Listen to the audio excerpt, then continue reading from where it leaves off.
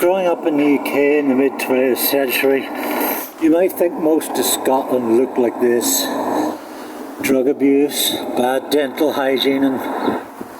oh, I think I've pissed myself. Deep inside, I knew it wasn't true.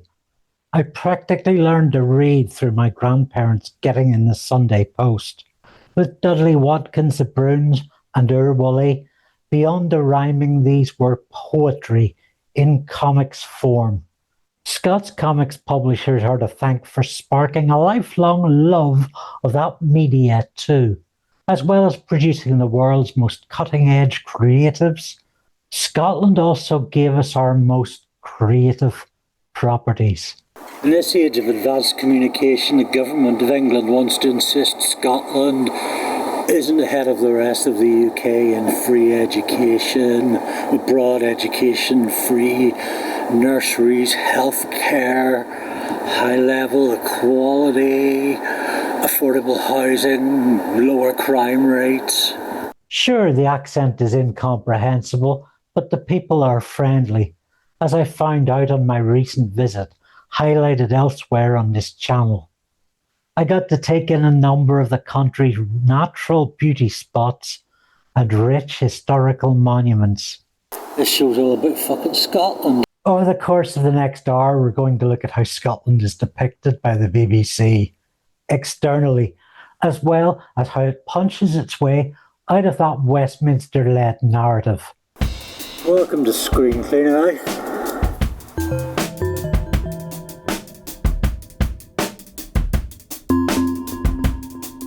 To kick things off, Katie Marshall. Hello friends, it is I, your mad Scottish lass, back to talk about the Sunday show. Today we'll look at the host, Gary Robertson, the structure of the programme, and what trends we see in Scottish political programming. This is an election period just now, so the show, which was on Sunday, is a lot longer. It is usually 29 minutes long, but half an hour on Sunday mornings, usually at 10 a.m. It did used to be hosted by Martin Geisler, who now does Scotcast instead of the Sunday show. So we have Gary Robertson, who is a BBC journalist and political programme, either editor, depends on what it is, or presenter, which is good. He is mostly decent. So they usually bring on usually at least one politician to talk about the most prevalent story that has been happening the previous week, and depending on what the topic is, the BBC bias does actually show through for some of these topics that gets discussed, and obviously, and it depends what politicians they have on. So you can notice the trends happening, especially when they have on either Scottish Labour, which leader is Anna Sarwar, and you can see the trends moving through the programme with the ups and downs that are happening in public life, either for the politicians themselves or things that are happening in the wider country, either Scotland specifically or UK-wide. On Sunday last, we had the first of programmes focusing on a policy area rather than the standard of talking about the news in general or any other topics which might be prevalent that the BBC want to concentrate on.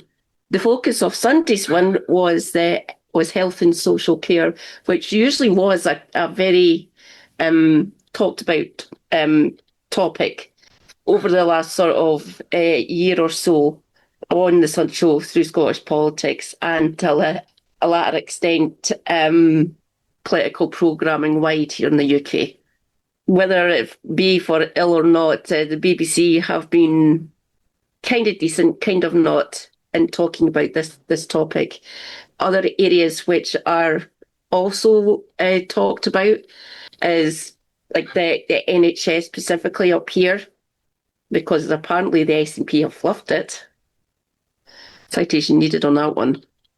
And we do notice themes with who they bring in. They usually have at least one expert in the field, if possible. So there's been doctors and other social care workers who they've brought on, and they try to do that. They try to maintain a balance.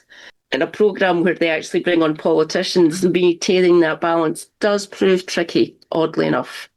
The first set of politicians Gary talked to was Neil Gray, Health and Social Care Secretary for the SNP, Jackie Baillie, Deputy Leader of Scottish Labour, and Alex Cole-Hamilton, Leader of the Scottish Liberal Democrats. Because, Jackie Baillie, your party has been in charge too. Life expectancy is still far lower in some communities compared to others. You heard from Dr McCallum. She sees this as a national disgrace. Gary asked Jackie, shouldn't you be apologising to the Scottish people? I quite like this question, and a lot of politicians try to answer it, but Jackie, oddly enough, shies away from it because she's probably been given her talking points, which is what usually happens.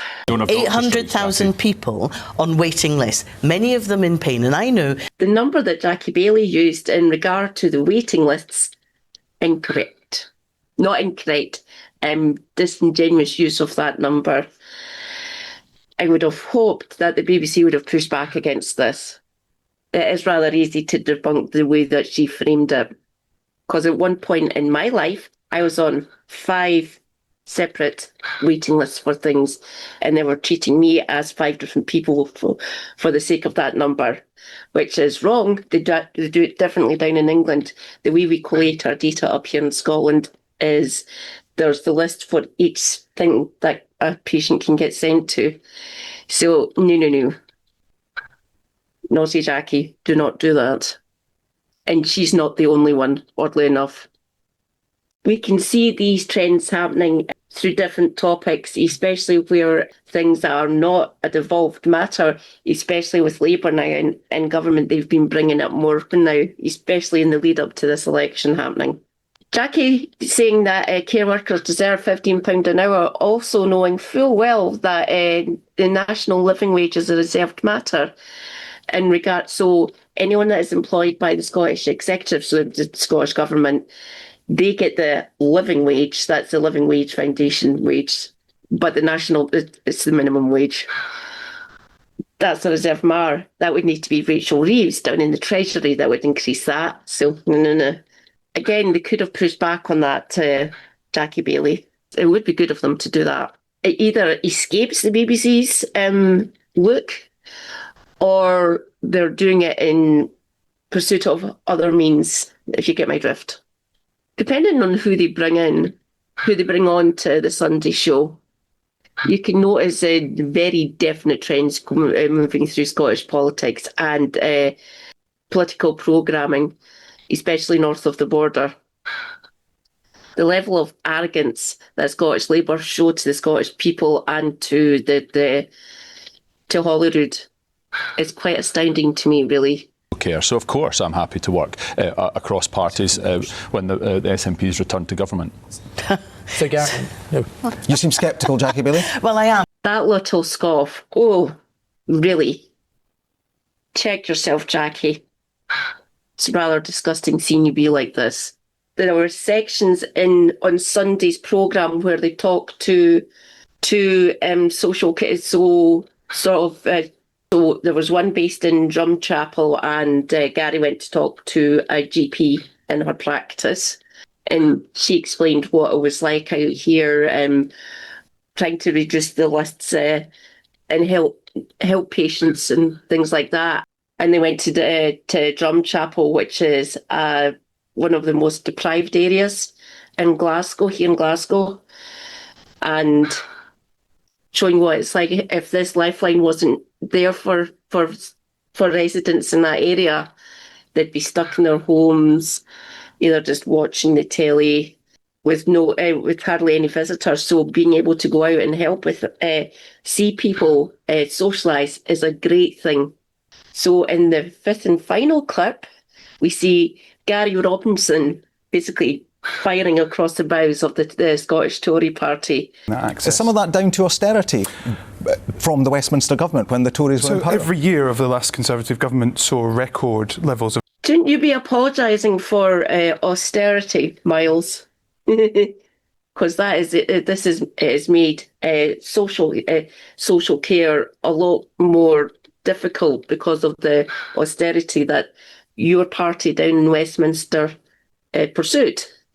I liked that pushback. That was quite good. You could have done that with Jackie Baillie, oddly enough. Then you've got the leader of the Lib Dems basically banging with their topic du jour, both down in London and up here, is social care. So he was sitting there saying that we need to do it, we need to be better at doing social care. I agree, Alex. That is good. But when you propped up a Tory government, and to a certain extent, the BBC hasn't helped with that. So this runs through quite a lot of the topics that gets talked about on the Sunday show or in other political programming on the BBC. So maybe we need to change that.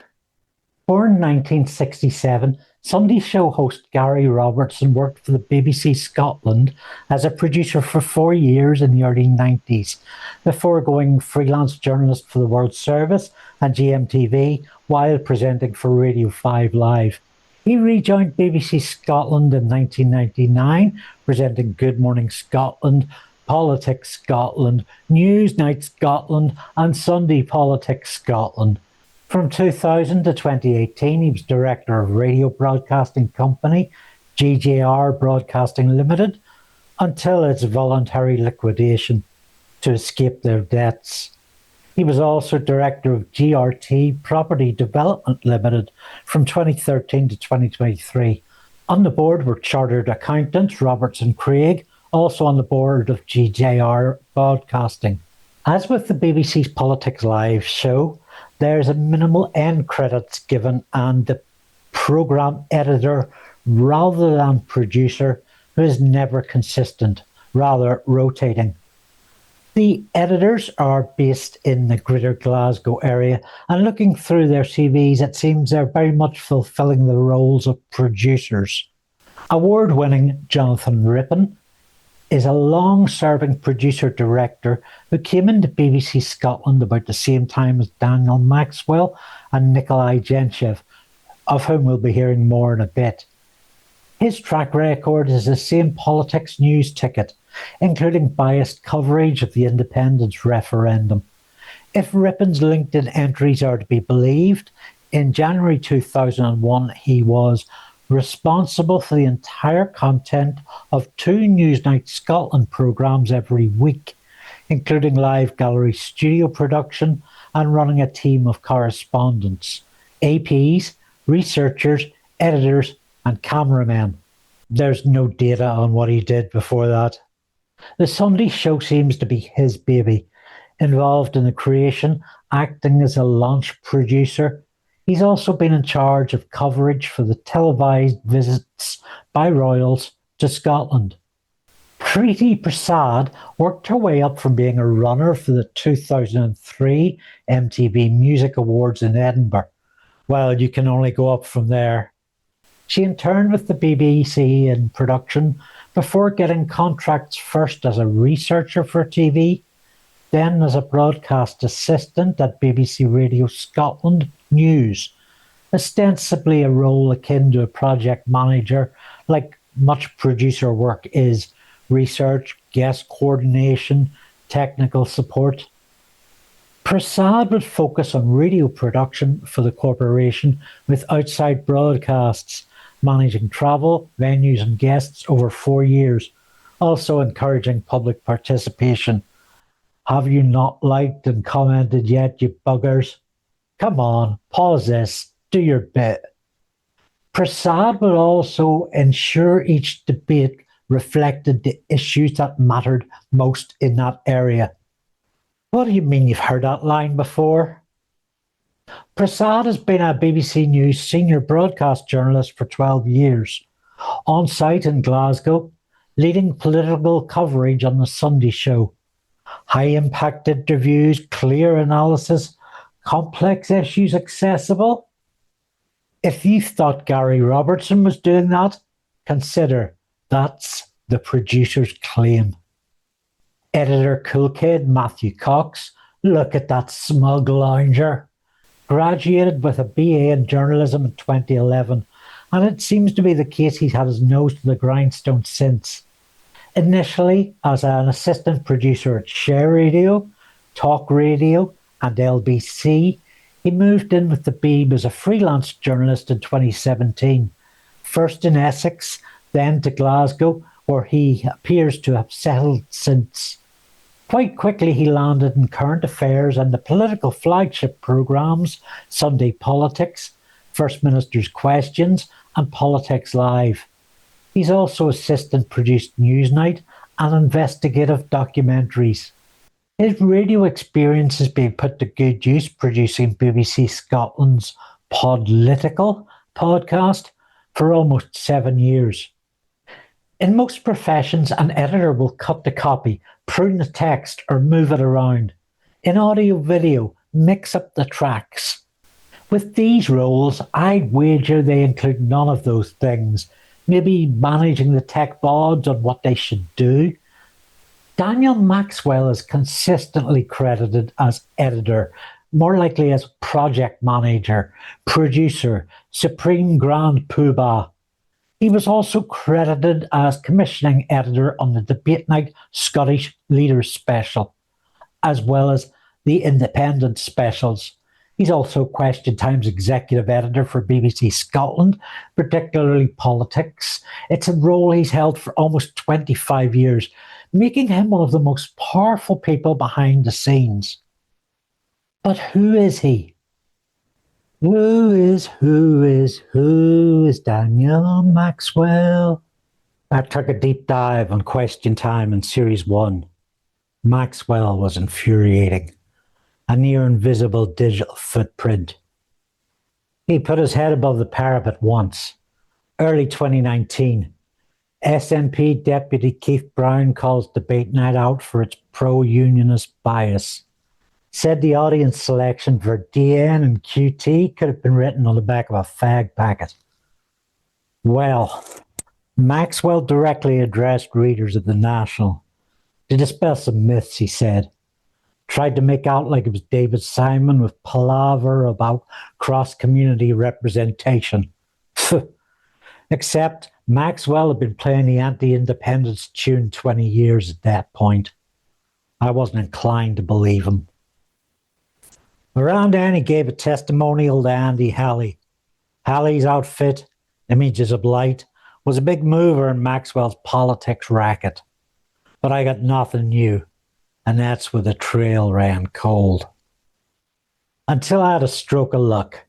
A photograph on Twitter addressing a school in Queensferry, West Lothian. The boys at the lab zoomed in on it for my first look at the man. From there, I made my way across town to 192.com's electoral register, and with deductive cross-referencing, onto Facebook. It's not worth talking about his Facebook or his family. Leave that to the trash and the gutter. We deserve to know who's making our news and politics output, though. As it turned out, Maxwell was hiding right under my nose the entire time.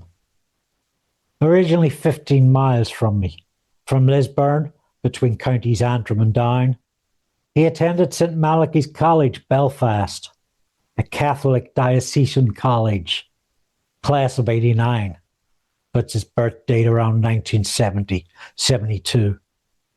He moved to enroll at the University of Stirling, graduating 1997. I tracked him 37 miles northwest, Edinburgh, picked up by BBC Scotland, where he operates to this day. His LinkedIn says campaigns and editorial, but that doesn't paint the whole picture.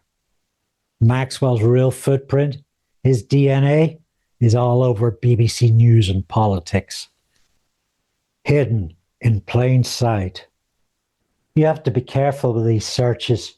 There's another Daniel Maxwell from Lisburn living in Edinburgh on major project management with property holdings. It's not known if he's related to other County Antrim expert David Maxwell of Gardener's Question Time on Radio 4. Debate Night's pitch is simple. It's Scottish Question Time, or Question Time with knives. Debate, not question. Instead of asking questions, people say things that aren't.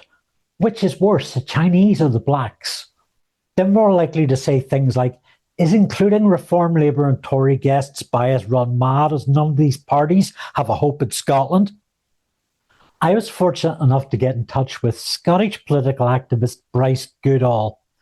Bryce was part of a focus group involved in the show's origins back in 2019.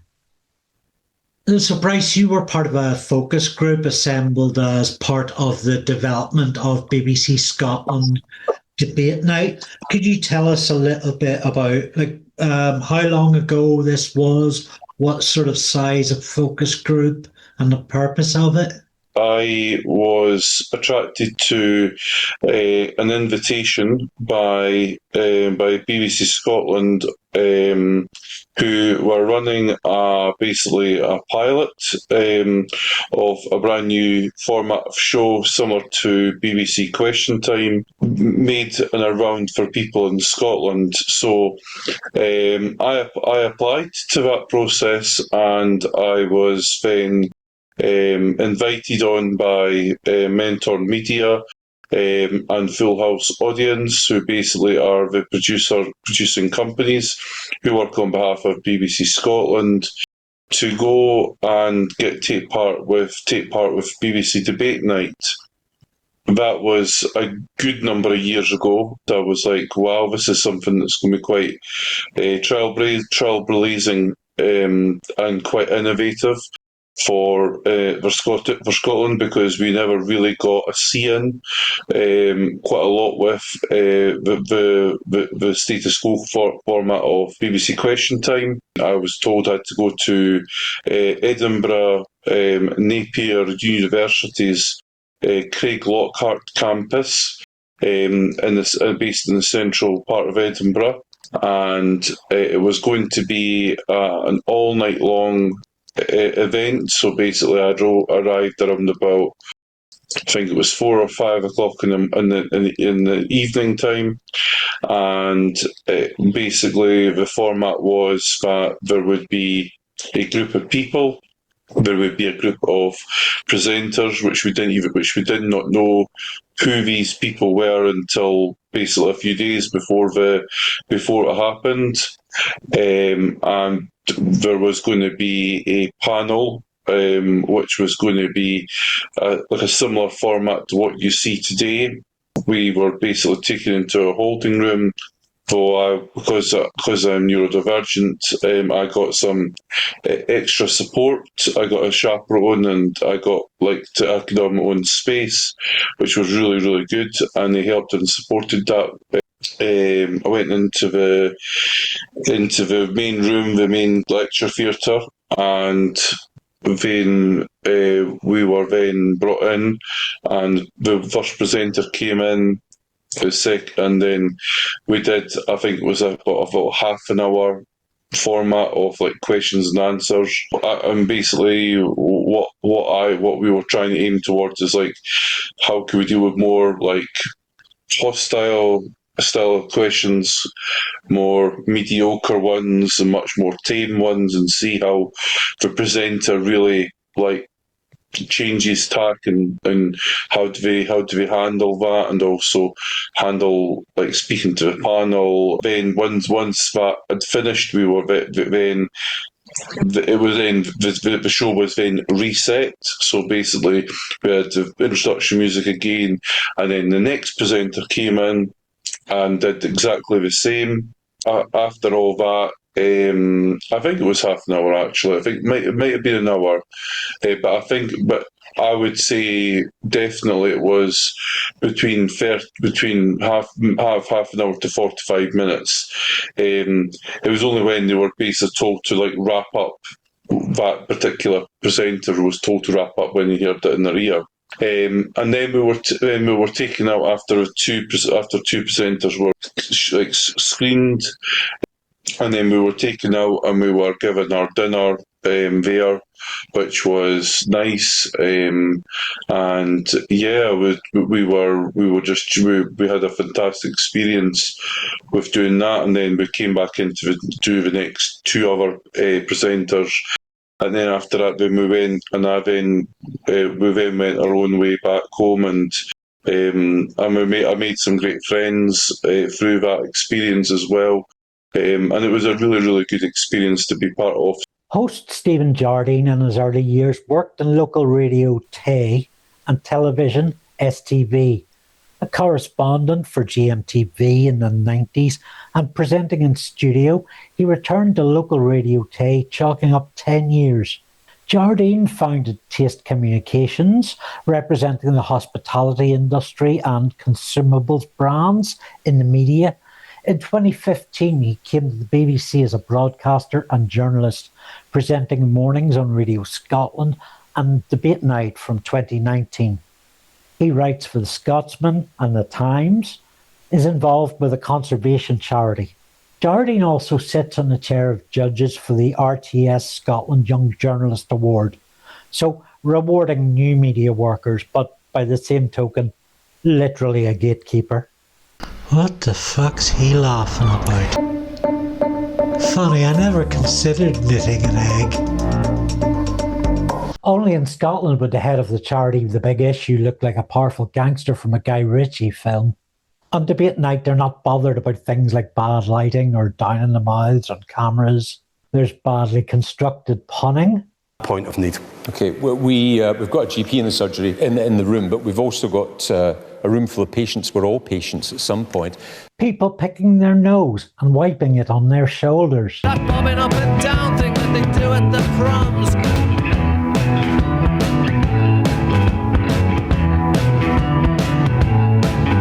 Blinking like no one's watching. What's he doing with his eyes? He's got a nervous blink.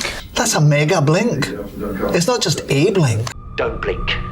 Don't even blink. Blink and you're dead. Don't turn your back. Don't look away and don't blink. Oh, here's Louis Theroux, gang member. Oh, Lewis, I didn't see you there.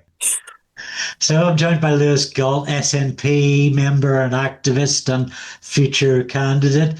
Lewis, you appeared on Debate Night there. Can you talk us through the process of getting onto the show? So you applied online. They either reached out if they wanted you. I think they probably do some background research, so they did know who I was.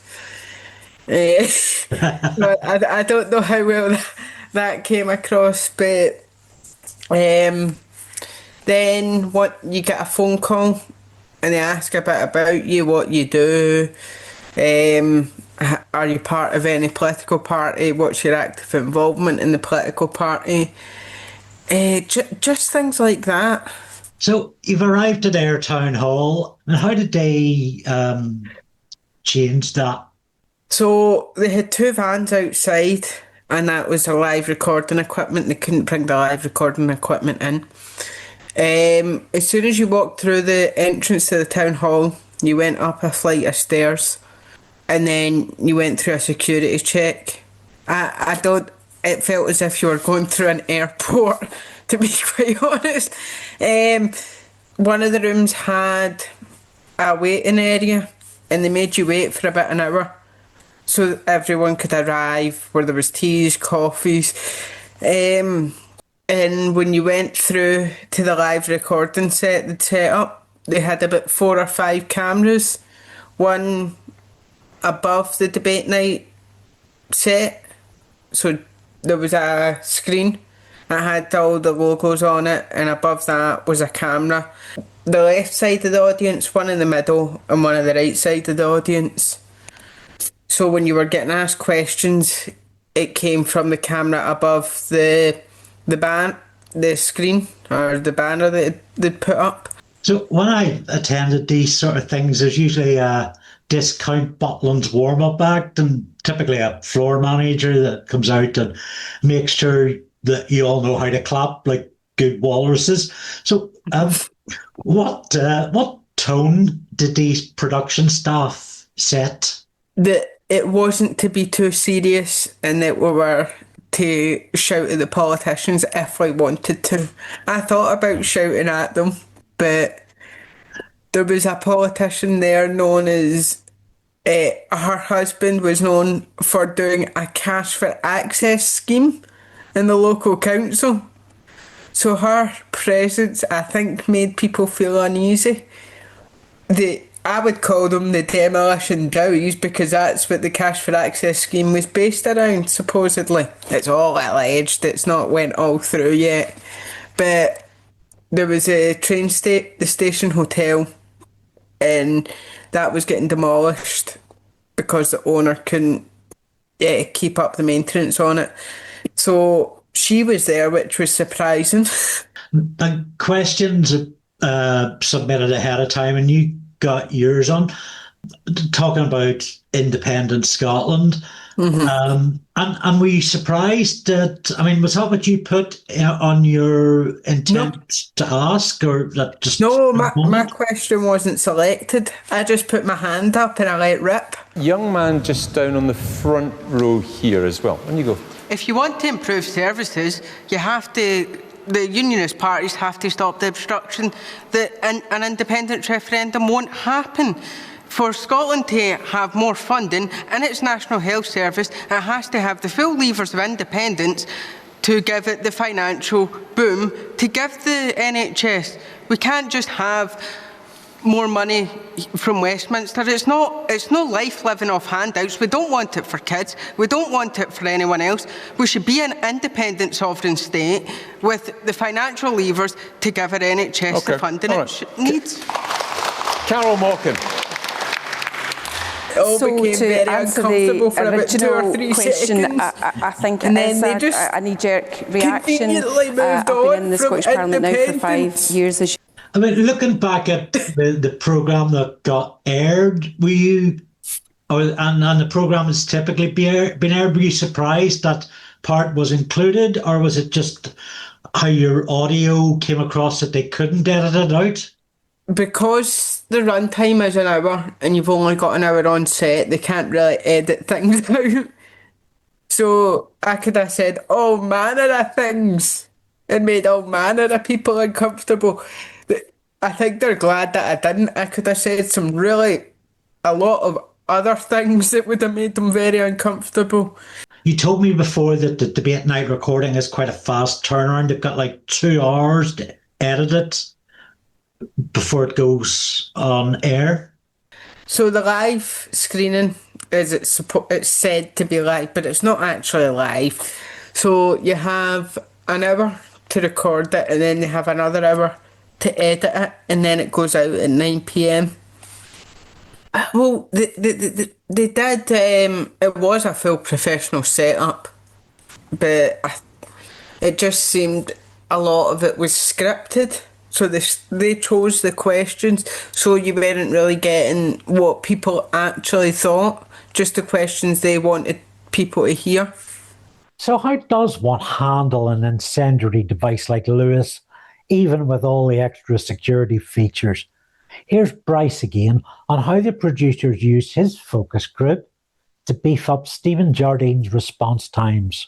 The facilitator would have briefed you on what you were going to observe. Could you talk us through that? And then at the other end of it, the process of response, of being part of that focus group, how you operated? We had a lot of really good interactions. We did help to support a really good sense of where Scottish democracy was going through and innovating to new media, where basically we were getting to be able to have a very Scottish blend of debate, where it was basically topical around Scotland. How many people were in the focus group, and were they spread across different age, gender, location? Oh, absolutely. So basically, we had a cross section of society there, from different classes, from different political party affiliations, and also people who didn't have any affiliations. So it was a mixture. It was I would say about it was about 30, maybe 40 people. It was a really well attended event. How did the researchers accept your responses to what the group had seen? The researchers basically they mainly were looking at what types of questions we were putting to the basically to the prospective presenter, and to basically to decide whether or not that was actually really good to put to them, and that's why that there was a really good collection of different styles of questions. Some were quite challenging, some of them are quite hostile, some of them are quite, as I say, quite I would say medium, and then there was like the more tamer ones, the more easier to, like very easy in like the low hanging fruit types of questions where the panelists could be able to really easily answer that, and also the presenter could handle that. I think that the reason why that the researchers particularly wanted to bring me into this focus group was, like I say, I was very politically active during that time, and that was why I think they wanted me there, and I'm glad I was. So if I understand this right, they were using the focus group as a kind of test questions from what a studio audience might ask, is that? They were there to test the presenter, and they were to test basically can the presenter handle like a broad range of styles of questions, and how could they be able to then handle that, and how could they also field those questions to the different people on the panel, which you see the 4-person, 5-person panel, which is a mixture of between a Labour, a SNP, a Conservative, and also someone from Scottish Civic Society. So there was, and that was basically like they wanted to have a broad range of different views on the panel, and that's how they were able to select those people. So there was a level of performance flexibility testing. We were asked to write down some questions, and because we were told who the people who were on the panel would be, we got a phone call just to say, here is who's going to be on it. If you could send your questions in advance to an email address which was set up, and then on the day they would select these different questions to be answered, because they knew for certain that was the type of questions that would elicit some sort of like either a challenging response, or it would be something where it would be much more different. Debate Night sticks close to its question time for Scott's mission statement and shares production staff with its older sibling. So some of these names have popped up in Screencleaner Series 1, Episode 2. Helen Gray is a QT assistant producer and DN's production coordinator. She is employed directly by Mentor Media, the company which produces both shows. Gray's talent manager profile lists experience from 2021 for a year as a runner, which is a person who gets a coffee and upwards, all the small jobs. Then a year as production secretary, an important role, and moving to her current role in 2023. Her focus has largely been on BBC Alba and BBC Scotland. Emily Ricketts graduated from Warwick with a BA in History and Politics in 2011. She went to work for Mentor right away, starting off as production coordinator, if her LinkedIn profile is to be believed. But that's a high starting role for someone with no journalism or media degree. LinkedIn lists her as production manager to 2022 only. From 2016, she's fulfilled that role for the Tinopolis Group. The Tinopolis Group is a private company that owns Mentor Media. They're an international TV production and distribution group, and we might look into them more in a future show. Ricketts is Debate Night's current production executive. Assistant producer Aidan Butt volunteered for Midlothian community station Black Diamond FM while still at school. He maintains close links there, nowadays running its social media arm. He was part of the 2015 intake for the BBC Academy training programme, offered to a small group, maybe 20. His apprenticeship was in creative and digital media. He put in 8 years as a researcher, a good stretch. Curiously, Aidan's talent manager CV says that included for BBC Comedy and research for CBeebies. I think GB News chief Paul Marshall just offered it his pants. Aidan has worked for Mentorn since 2020, elevated to assistant producer in 2022. Senior producer Charlotte Nesbitt is based in Edinburgh with a bachelor's in science in politics from Bristol. Previously deputy editor and producer for Question Time and producer for BBC One's This Week and Daily Politics shows. She's also worked for ITV, producing their 2019 election debate, Robert Peston's show and GMTV. Executive producer Darren McCullens graduated with a bachelor's at Queen's Belfast and a master's in journalism from Ulster, where I'm undertaking an MA in TV production this September. He was part of the BBC News NI New Talent Pool 2017-2018. McCullens moved to Scotland in 2019 to join the Beeb's News and Politics division as a journalist and producer. Debate Night executive producer Nikolai Gentchev is a familiar name among Question Time viewers. A British-Bulgarian producer and journalist, he moved up through BBC Radio, initially as a presenter. He's been with QT since 2011 in his role as Director of Current Affairs at Mentorn. In a 2015 European Scrutiny Committee, Jeremy Hunt targeted QT's editor Gentchev as a left-wing activist who had written for the International Socialism Journal.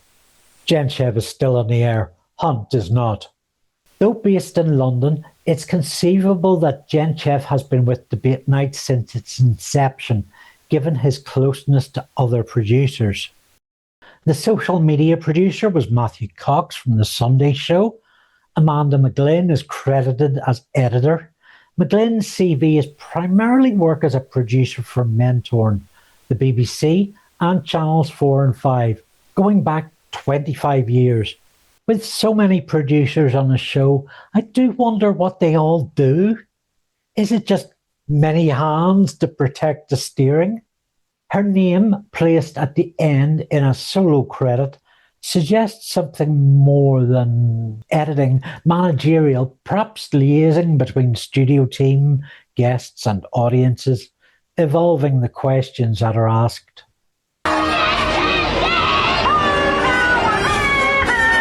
Defence Secretary Robertson says you've got it in the jacksie. Robertson's all right. Good to be on it. Got the jacksie! Losing it. We're putting in record amounts. She's gone to yellow stickers in Poundland's closing down sale.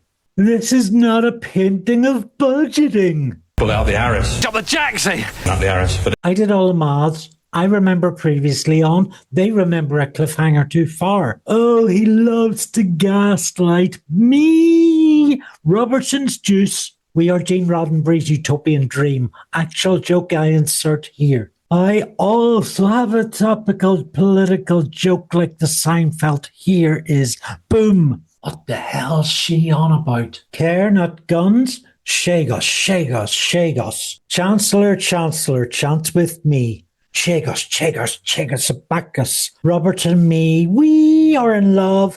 Give us cash. Flip, flop, recap top, flashback inception, into the recursion reversion. Oh, please all be nice. And if you buy this, I've got a gaslight for you. Trump's a mentaloid. Yeah, I'm going to sidle out of the way, but happy birthday, USA. No kings and kings. You're all fucked in the head. These bellends behind me give a shit. I was in Northern Ireland, as she knows. Them bones, give us a cigarette. No protest. I was in Northern Ireland. Let's ban e-bikes. Thanks, Terry. Under the Debate Night banner was last week's Scottish Leaders Debate, produced by the regular team, including Daniel Maxwell, as a special commissioning editor. I see you, Daniel. I'll ask you to engage with the audience here this evening, but please don't talk over each other, and no one can hear you if that happens. That's what we in the biz call a subplot. Chekhov's gums. The leadership debate includes SNP leader John Swinney, who looks like a stern head teacher with an eye on God. Swinney spends most of his show triggering rather than trolling snowflake opponents. They frequently pile on to him, where he's forced to beat them off like Bond. He has that Daniel Craig world weariness about him. As you knows, Scottish Labour leader Anna Sarwar is mostly knows. He's best known in socialist circles for declining to pay his employees a living wage. Sarwar used to be a dentist. I heard he bit the drill pieces into shape himself. He spends his show obsessed with becoming the first Emperor of Scotia. Lilyhammer has let himself go. Rat Pack geriatric Russell Skeletor Finlay plays a Conservative Party line with a twist. He's on the ropes. He's the underdog. Finlay stole his manifesto slogan from Tories in Wales for the Tories in Scotland. Get, fill in the blank, working. Throughout the debate, he comes over as a major gaslighter and quite reprehensible. Russell Finlay clearly couldn't rustle up a lay. If he could, it might stop him doom-screeding. The SNP's biggest rival is the Lib Dems, represented by their Scottish leader, Alex Cole-Hamilton, also known as ACH, like when you cack out phlegm. He's an odd choice, given he once told Oxford University Scotland had no right to exist. Anti-independence then. Cole-Hamilton often comes over as a literal soundbite artificial intelligence. Go back to the sea, Howard Hamlin. The Green Party Scotland also have a hope. Their leader, Ross Greer, seems fine. In the first half of the debate, he talks about free buses, childcare, free buses, education, free buses, jobs, free buses, home insulation, and, well, when he gets off his free buses, it's like he's woken up, using the lull in the charge on Swinney to deliver a few killer blows to the rightoids in this shittest multi-doctor story. Mad Malky Awfuld wants us to believe he drank Reform Kool-Aid, but does he believe it? I think he wants us to believe he does.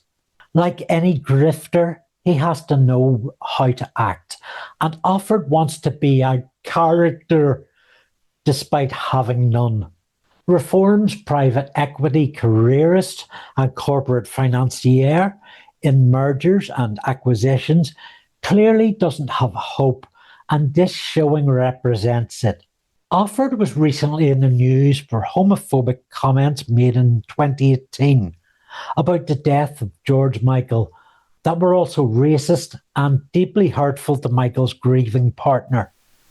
I tried to reach him on the phone about this and got nowhere, so I had to settle for trolling him on a YouTube live stream while he appeared on hustings. Look, it amused me, and I'm Screencleaner's primary audience. Moderator Stephen Jardine has the largest ears I've ever seen and a bad case of agitated arms syndrome. It's a show of mostly old white men and an all-white audience. But hang on, they let in some women. We open on the cost of living. Sarwar, to his credit, throws a diss in the direction of Netanyahu and Trump.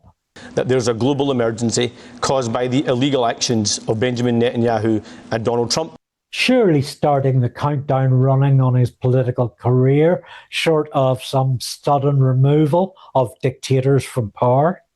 He proposes an emergency supermarket summit to drive down the price of groceries.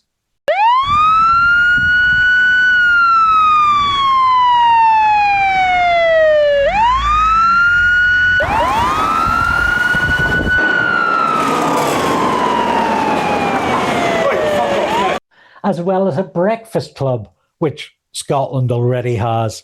Classic Labour gaslighting. It's likely if elected, Sarwar would come after education and raise university fees out of free.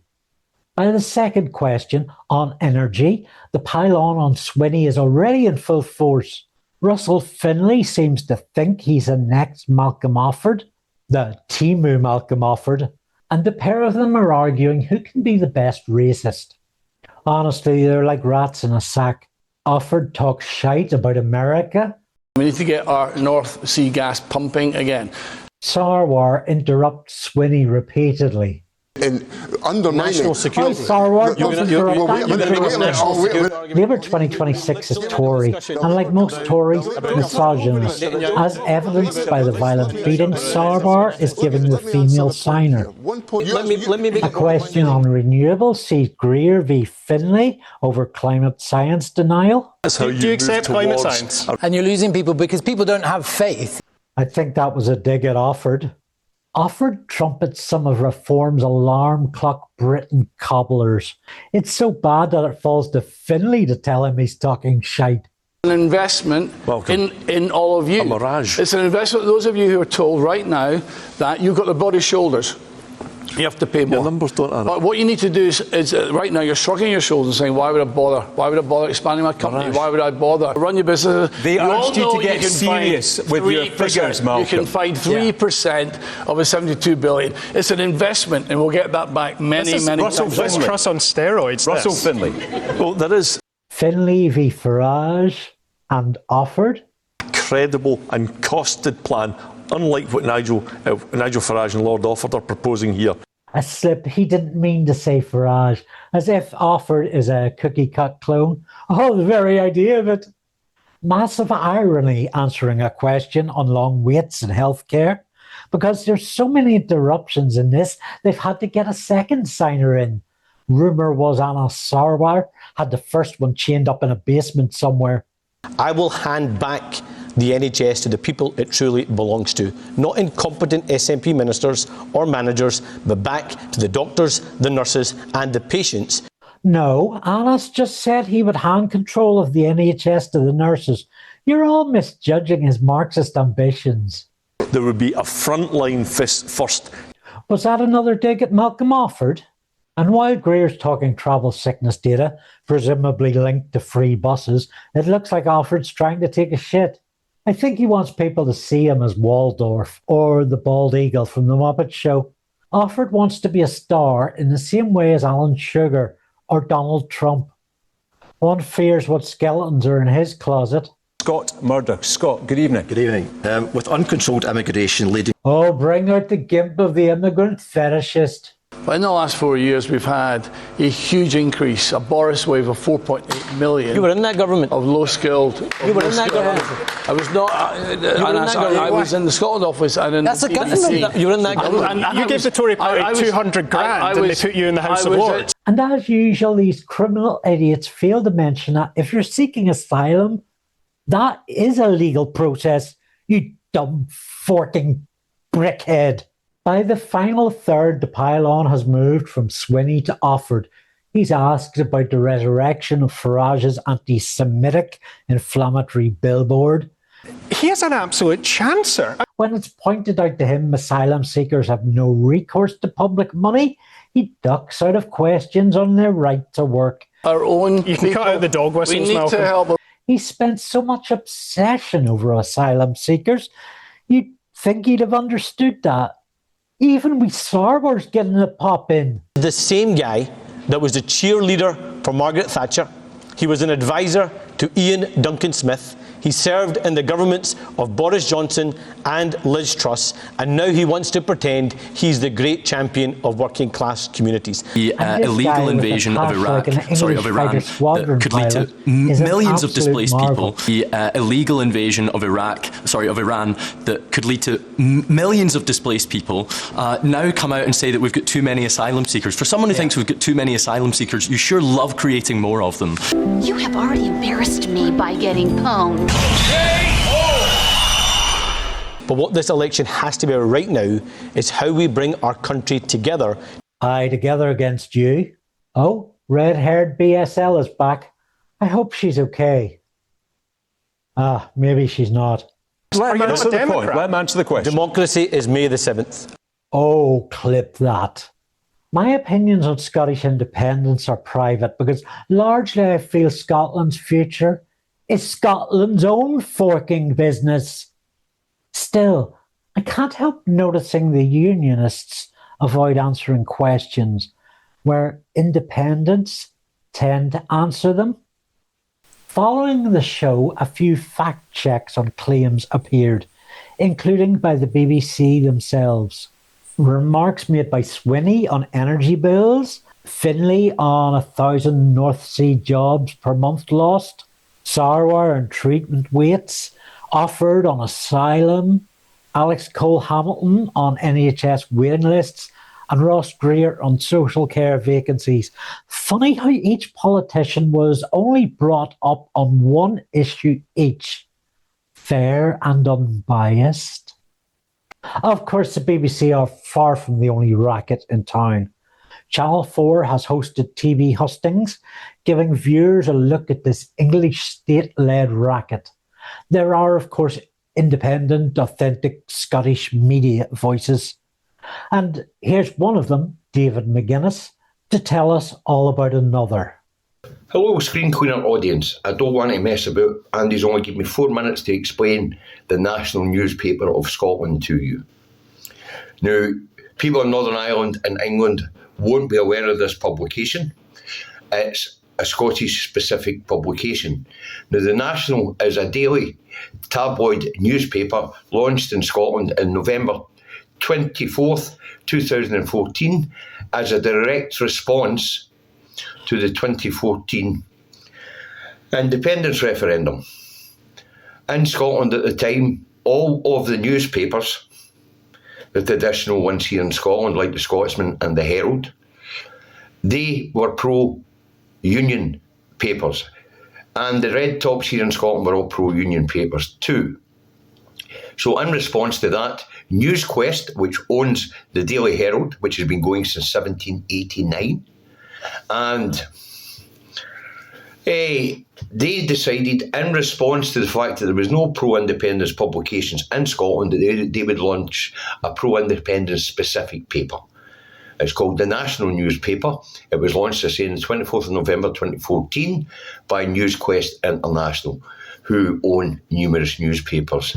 Now, the launch and reception was founded immediately after the 2014 referendum. It saw high initial demand to print, run quickly a pro-independence newspaper, and it quickly increased to 100,000 editions. And ownership is NewsQuest International, as I've already said, and the paper is specific to Scotland and it is pro-independence. It's the only pro-independence publication in Scotland. Now, initially it was a 5-day-a-week affair.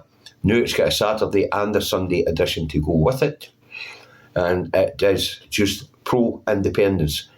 It covers Scottish politics from a purely Scottish perspective and a pro-independence perspective. It covers Scottish life and culture. Specifically, it covers Holyrood and devolution, and it covers Westminster policies as well, where it's not a devolved issue. But the whole point of the national newspaper was in response to a lack of pro-independence publications in Scotland by NewsQuest International. They later went on in 2021 to launch a weekly edition of the national newspaper in Wales, and it's not specifically a pro-independence paper, but what it is a pro-Welsh specific paper, and it covers devolution in Wales and Welsh politics and culture. So NewsQuest, who set up the National in Scotland in response to the 2014 referendum, later went on to publish a publication in Wales as support for independence started to rise in Wales. So that's a history of the national newspaper. It's been on the go now for 12 years. This will be its 12th year. And it's been a successful publication as it has given pro-independence views to the mainstream in Scotland. So if you're ever in Scotland, buy an edition and have a wee look at it. It's interesting. Just time for the news in brief. Lone Foreign Office civil servant no one's heard of is fired following a punch-up with 17 members of the Fabian Society and all of British democracy. Doctors report he receives a healthy severance package. That I wasn't told it failed Was he doing his eyes? He's got a nervous blink. That's a mega blink. It's not just a blink. It's unforgivable. Don't Not even only was I not blink told, and you're dead. Don't turn your back. Don't look away I'm and absolutely don't furious blink. about it. Donald Trump threatens to blow up the planet again, tells world he is Christ and will be resurrected. Netanyahu announces peace, causing a new wave of fear of bloodshed across the world. Right-wing loudmouth American threatens the BBC, but this time licence payers cheer. Local rail users tell me they want it improved. Businesses stress its importance for attracting a workforce. Starmer uses Commons privilege to openly mock woman suffering laryngitis. And I know she'll make her voice heard. Ulster University Vice-Chancellor Paul Bartholomew accessed 450 jobs over a Teams call while muting everybody else. I suppose we'll just have to rely on silent gestures, Vice-Chancellor? SNP leader John Swinney unveils a new progressive manifesto to tackle poverty. Its aims include home heating, yet results in a surge of snowflakes. And concerns grow among Reform UK for party funding as dictator Viktor Orban steps down from office. Are you glad that's all over? Give us a like, a comment on subscribe, or get away on. Goodbye.